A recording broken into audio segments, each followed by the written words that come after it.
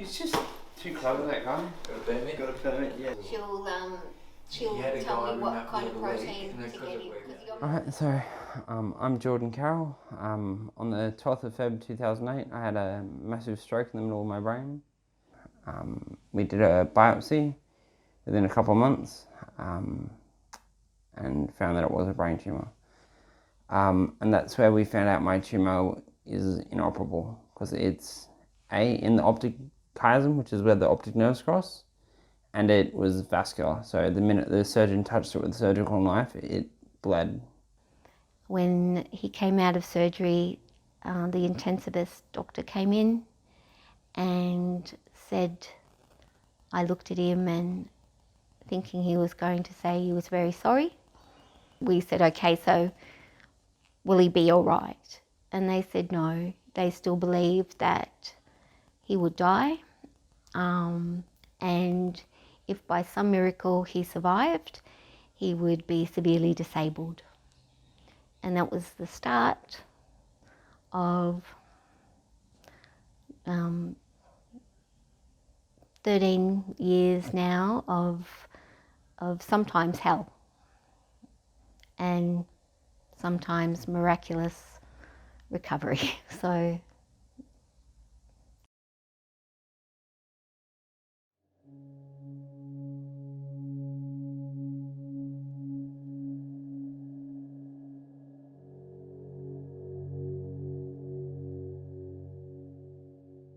because of the brain bleeds, because of his stroke, he obviously had an acquired brain injury. So his short-term memory loss was very bad.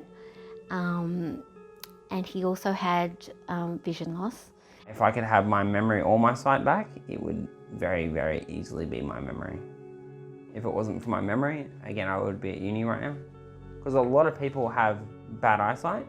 It's when you've got the eyesight and the memory, that's when your life kind of falls apart. Because it's like, I don't remember what I did half an hour ago, and because of my sight, I can't actually see what I've done, sort of thing. He was a scholar.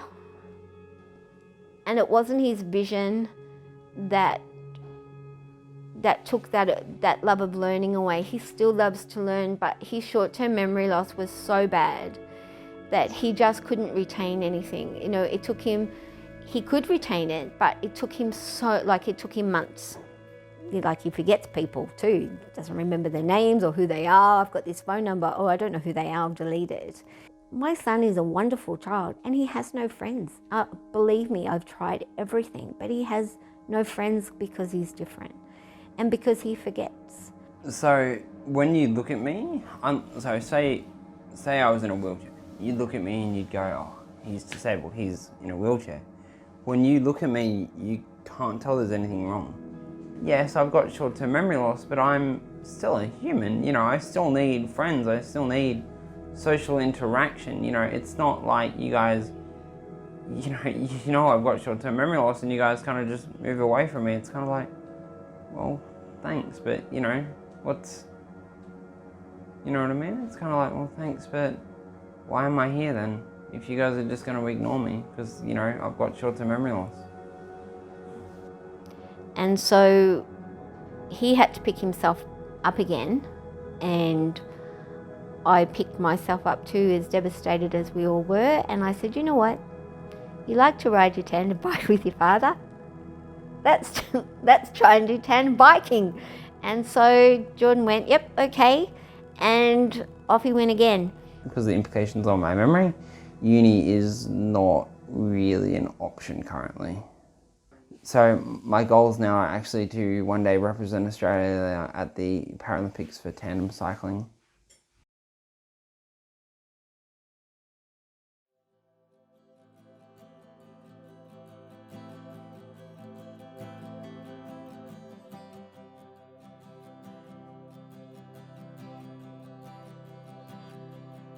I actually got into cycling because of my mum. My mum, for years before we moved to Brisbane, was telling my dad, just give it a go, just give it a go. And then when we moved to Brisbane, Sporting Wheelies actually was hiring out tandems to people for loan for 10 weeks.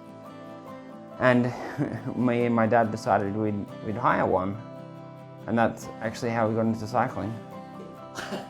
It takes just as much commitment from my dad or my pilots as it does for me, because my dad is up at least half an hour before I am in the morning. So he's up at least half an hour before I am, getting everything ready, things like that. And then he'll come into the room and wake me up. And then once he's woken me up, then I get up, I get dressed, I go have my breakfast, and then we're both down at the bike. So then we got him a race bike. I think it was third hand by the time we got it.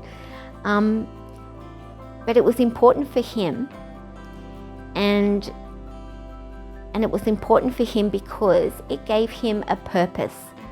It might be the crit race, so he wanted to ride in the crit race and he wanted to get better. It gave him a purpose to wake up in the morning and think, oh yeah, I'm going to go to the gym because I want to be a Paralympian. It gave him worth, and there's nothing more important, I don't think, especially for any young person, and as you get older too, but to have that self-worth, to think I can do something, I'm good at something, I have a purpose.